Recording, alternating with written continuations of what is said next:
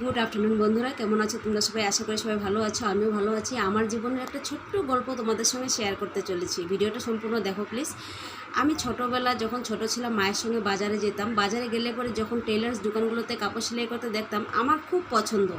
আমি টেলার্স কাজ শিখবো, আমার মনে মনে খুব ভাবতাম। বাড়িতে এসে আমি জামাগুলো উল্টে পাল্টে দেখতাম, ওখানে জয়েন্টটা কীভাবে দিল, কোনটার সঙ্গে কোনটা কীভাবে কী করলো, হাতাটা কীভাবে লাগালো, এগুলো দেখতাম।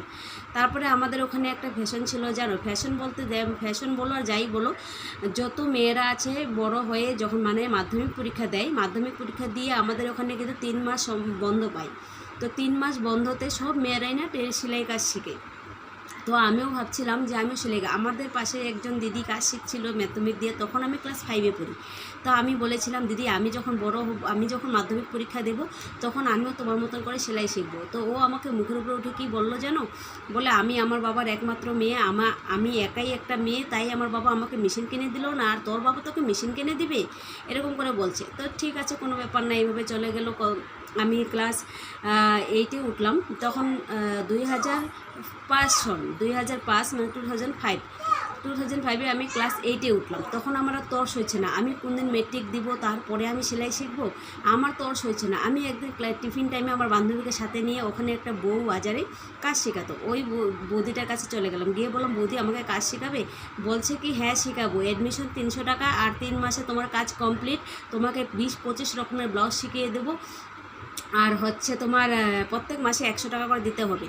আমি বলছি ঠিক আছে, আর তোমার যা যা সেলাই সুই, মানে সুই, মেশিন সুই, হাত সুই, গেজেট পেপার, তারপরে হচ্ছে তোমার লাইলিন কাপড়, অনেক ধরনের কিছু বলছে, কেচি, সুতো, সব কিছু তোমার নিজের। আমি ঠিক আছে হবে। আমি সব কিছু কিনে নিলাম বিকালের মধ্যে। কিনে নিয়ে আমি পরের দিন সকালেই স্কুল করে ছুটি, বিকাল টাইমে আমি গেলাম কাজ শিখতে। তখন সেই দোকানে একটা মেয়ে কাজ শিখতো, সে বললো কি, তুমি এই মাসের 27 তারিখে আমার দাদার বিয়ে, তুমি এই মাস পরে আসো, সামনের মাস থেকে কাজ শিখতে আসো।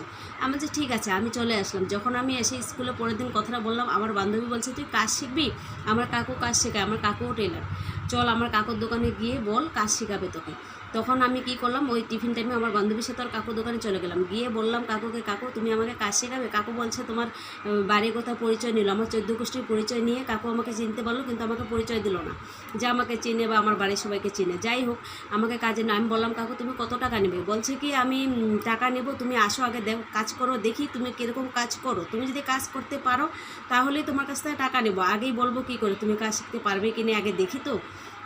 তারপরে ঠিক আছে, আমি পরের দিন আবার কাজ শিখতে, স্কুল ছুটির পরে আমি গেলাম কাজ শিখতে। আমি সব সামগ্রী বস্তু নিয়ে গেলাম যা বৌদিরা বলেছিল। তো এগুলো দেখে কাকু বলছে, এগুলো কী নিয়ে এসছো? আমি বলছি কাজ শিখতে হবে না, তাই এগুলো জিনিস নিয়ে এসি। তো কাকু বলছে, তুমি এগুলো জিনিস নিয়ে এসছো, এগুলো কিচ্ছু লাগবে না, তুমি শুধু মানুষটা এসো, আমার এখানে সব আছে। তারপরে আমি আবার এগুলো পরের দিন থেকে আর এগুলো নিয়ে জেনে একাই যাই, যত মানে মেশিন, সুতা, সুই, যা কিছু সব কিছু কাকুর, আমার কিচ্ছু নেই। আমি কাজ শিখেছি বিন্দাস মধ্যে, কত সুতো নষ্ট করেছি, কত কাপড় নষ্ট করেছি, কত সুই ভেঙেছি। একটা মানুষ কাজ শিখতে কত না জিনিস নষ্ট হয়, সম্পূর্ণ করেছি। সত্যি কথা বলছি, আমি 1 টাকাও আমার নিজের নেই, আমি 1 টাকাও কাকু আমার থেকে নেয়নি। আর ওখানে গিয়ে দেখি 8-9 জন মেয়ে কাজ শিখে, মানে 8 জন মেয়ে আগের থেকেই শিখতো, আর আমাকে নিয়ে 9 জন ছিল। তারপরে কাকু বলেছে, এমন সময় হয়েছে আমি ক্লাস 8-9-10 মেট্রিক দিলাম। মেট্রিক দেওয়ার পরে 11-12 মানে হায়ার সেকেন্ডারি দেওয়া পর্যন্ত আমি 8-9-10-11-12 আমি এই মানে 5 বছর কাকুর দোকানেই ছিলাম, ওখানে কাজ। আমি মাধ্যমিক পরীক্ষা যখন দিলাম, তখন আমি 2008-এ আমার কাজ কিন্তু কমপ্লিট মোটামুটি। আমি মনে করো যে লেডিস কাম কোনো বাদ নেই যে আমি করতে পারি না আর কি, ঠাকুরের কৃপায়। তখন আমি 2 বছর আরও হায়ার সেকেন্ডারি করলাম, ওখানে কাকুর দোকানে কাজ করে। তা হায়ার সেকেন্ডারি কমপ্লিট করার পরে আমি আবার নিজে দোকান দিলাম। নিজে দোকান দেওয়ার পরে আরও আমি মানে পাকা হয়ে গেছি। যেমন ধরো সেলাই চালু ছিলাম, কাটাতে একটু লেজি ছিলাম, তো কাটাটাও আমার চালু হয়ে গেছে। তো যাই হোক, আজকে আমার এই মানে এরকম গুরু জানি সবারই কপালে জোটে, যে এরকম মানে শিক্ষাগুরু হয় না। কাজ 1 টাকাও নেয়নি, আমি বিনা পয়সায় কাজ শিখেছি। আর কি বলবো তোমাদেরকে, খুব ভালো। আর কাকুও বলেছিল যে তোমার মতন আজ পর্যন্ত কেউ এত কাজে আগ্রহ কেউ আসেনি, আর ভবিষ্যতেও মনে হয় না কেউ আসবে। তো আজও আমি কাজটা করে খাচ্ছি, তোমরা মাঝে মাঝে দেখো, আমি কাজের ভিডিওটা মাঝে মাঝে দিই। তো চলো, আজকে আমার জীবনে একটা ছোট্ট গল্প বললাম। সবাইকে টাটা।